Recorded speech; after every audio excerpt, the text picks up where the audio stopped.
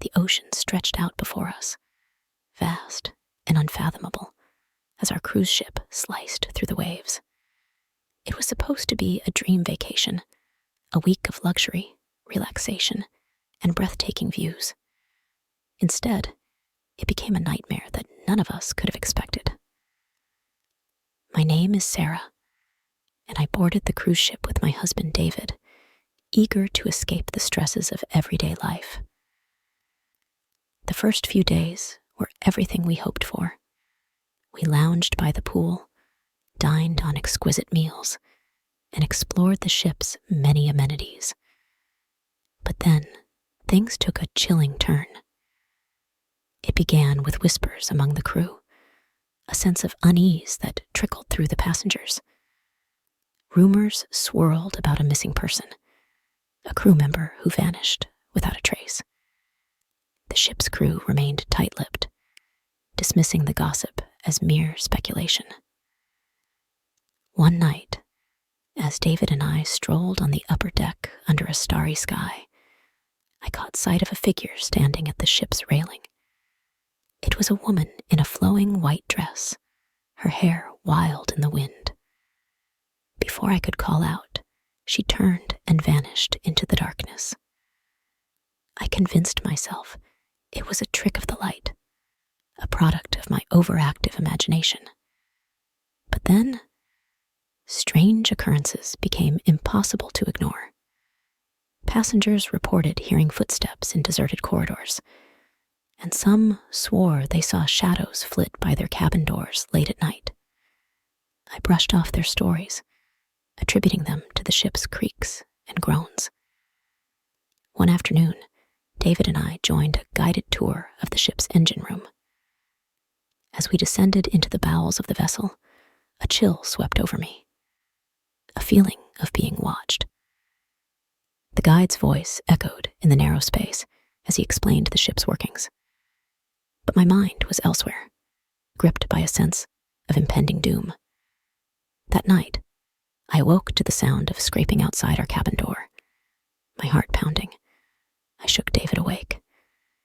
He mumbled sleepily, but the noise had stopped by the time he was fully conscious. I tried to convince myself it was just the ship settling, but doubt lingered.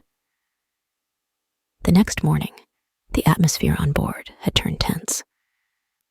Passengers exchanged nervous glances, and crew members seemed on edge. We docked at a remote port, an unscheduled stop to refuel. I wandered the ship, restless. In the late afternoon, I stumbled upon a forgotten lounge on one of the lower decks. Dusty and dimly lit, it felt frozen in time. As I stood there, the ship's intercom crackled to life, a garbled voice announcing an emergency meeting in the main hall. I hurried back to find David. The meeting hall was packed with anxious passengers. Crew members stood at attention, their expressions grim. The captain addressed us, his voice strained. He revealed that a crew member had indeed gone missing, but assured us it was under investigation. The ship would continue its course as planned. That night, as David and I lay in bed, a deafening silence enveloped our cabin. Then, from the darkness outside our window, I heard it, a soft tapping. My blood ran cold. David was asleep beside me, oblivious to the sound. Against my better judgment, I crept to the window. Moonlight illuminated the deck below, and there, standing by the railing, was the woman in white, the same figure I'd seen before. She turned, her eyes fixed on mine, and then she beckoned, her pale hand outstretched. I recoiled, heart racing, and pulled the curtains shut. But her image burned in my mind, haunting me. I barely slept that night, tormented by nightmares of ghostly apparitions and the endless expanse of the sea. The next morning, I awoke to chaos. Passengers were frantic, shouting and pointing toward the water. Crew members scrambled to the deck. I followed the crowd, my heart in my throat. There, Floating in the water beside the ship was a tattered life jacket. Panic surged through me. The captain's voice boomed over the intercom, ordering a search of the ship. David and I joined the search party, combing every corner of the vessel. Hours passed with no sign of the missing crew member or any explanation for the life jacket. As dusk fell, a storm brewed on the horizon, casting the ship into darkness. Alone in our cabin that night, David and I listened to the howling wind and the crash of waves. I clung to him, fear gnawing at my insides. Suddenly, a blood-curdling scream tore through the air, echoing through the corridors. We burst out of our cabin, heartbeats thundering. Passengers flooded the hallways, their faces contorted with terror. Crew members raced past us, their urgent shouts drowned out by the storm. Panic consumed the ship. In the chaos, I glimpsed the woman in white, her ethereal form fleeting through the crowd. Her eyes met mine once more, filled with sorrow and longing. And then, as quickly as she appeared, she vanished into the shadows. David and I made a desperate decision to escape the ship. We navigated the darkened corridors, avoiding the frantic masses. But as we reached the deck, a bone-chilling sight greeted us. The ship was devoid of life. Not a single crew member or passenger remained. We stood alone, buffeted by the wind and rain, surrounded by the vast expanse of the open sea. And then I saw her again, the woman in white, standing at the ship's railing. This time, I understood. She wasn't a threat. She was a warning. The ship was cursed, haunted by restless souls lost at sea. David and I clung to each other, our only hope to survive. The storm raged around us, but we leaped into the icy waters, leaving behind the ghost ship and its spectral inhabitants. Now, safe on dry land, I still hear the echoes of that fateful voyage, the whispers of the sea and the haunting gaze of the woman in white. Some mysteries are best left buried in the depths, lost to the abyss. But I can never forget the horrors we encountered on that ill-fated cruise. A journey that turned paradise into purgatory, forever etched into my memory.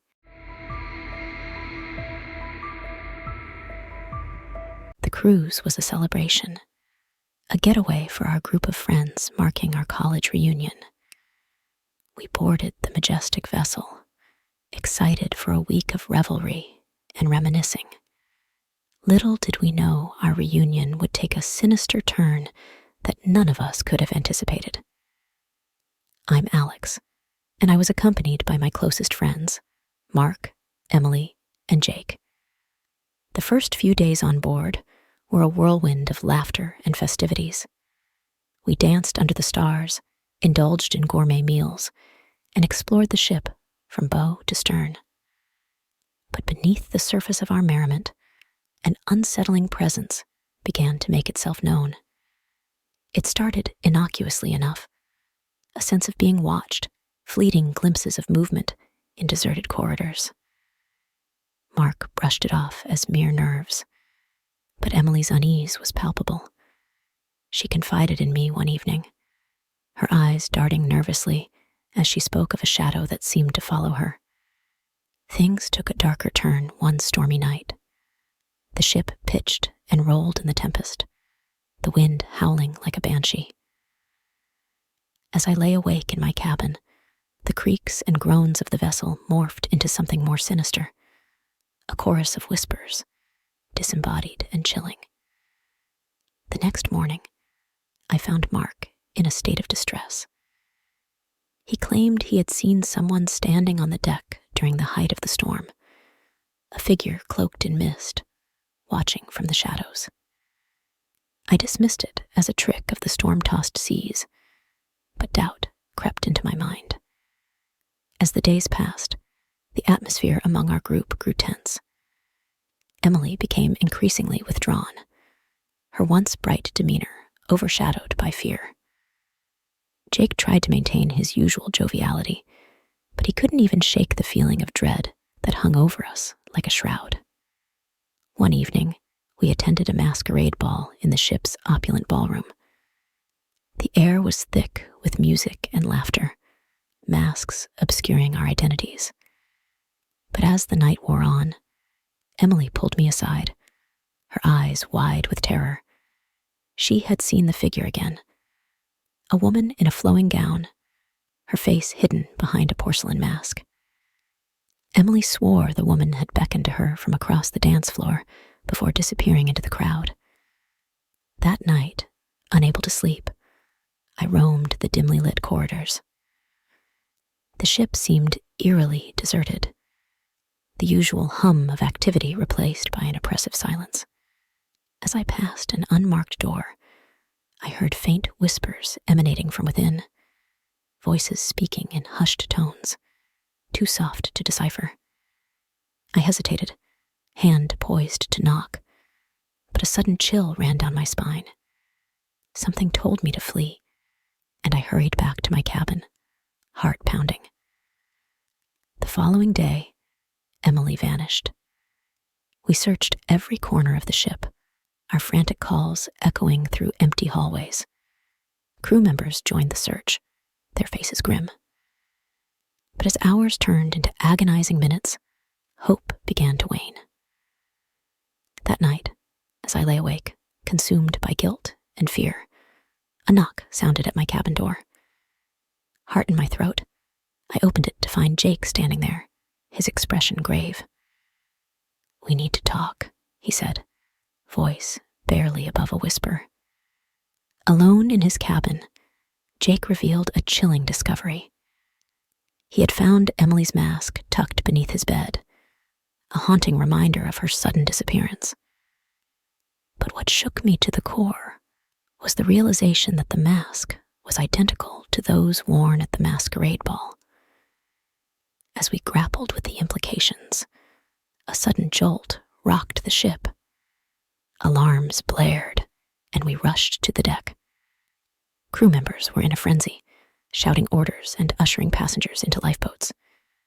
The ship was sinking. Amid the chaos, I caught sight of the woman in the mask, Emily's mask. She stood at the railing, her gaze fixed on me. Without thinking, I lunged toward her, but she vanished. Amid the evacuation, I lost sight of Jake. Panic seized me as I searched the chaotic deck for any sign of my friend. But then, through the swirling mist, I saw him, standing at the water's edge, staring into the abyss. I called out to him, but he didn't respond. And then, as the last lifeboat was lowered into the sea, I saw it, a figure standing beside Jake, cloaked in shadow. It was Emily, or what remained of her. At that moment, I understood. The woman in the mask, the whispers in the night. Emily had become one with the ship, lost to its dark depths. As I was pulled into the lifeboat, the ship vanished into the mist, taking with it the secrets of that ill-fated voyage. And though I returned to shore, the memory of that haunting reunion lingers, a testament to the darkness that lurks beneath the surface of even the grandest voyages.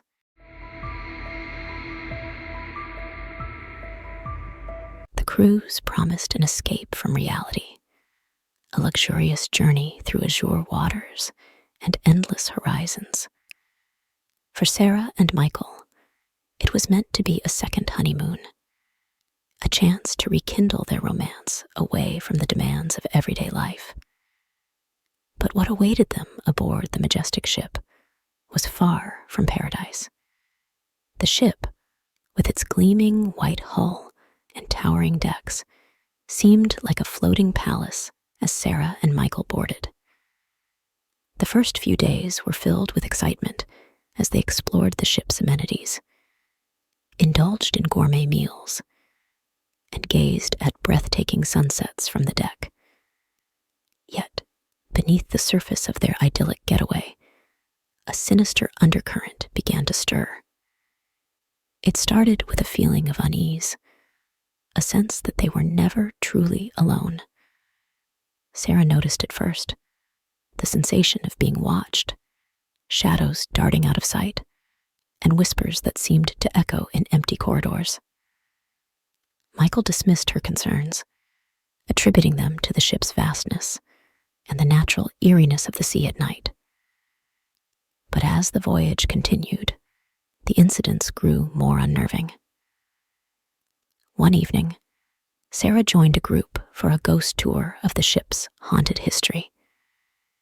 The guide spoke of tragic accidents and mysterious disappearances over the years. Sarah laughed it off, but a chill crept down her spine as she glimpsed a figure in an old-fashioned dress vanish around a corner.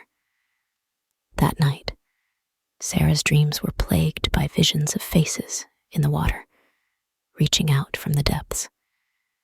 She woke in a cold sweat, Michael sleeping soundly beside her. Determined to shake off her fears, she ventured out onto the deck. As she gazed out at the moonlit sea, a figure appeared at the railing. A woman in a vintage gown, her pale face illuminated by the moon. Sarah's heart skipped a beat. The woman's eyes met hers briefly before she turned and disappeared into the shadows.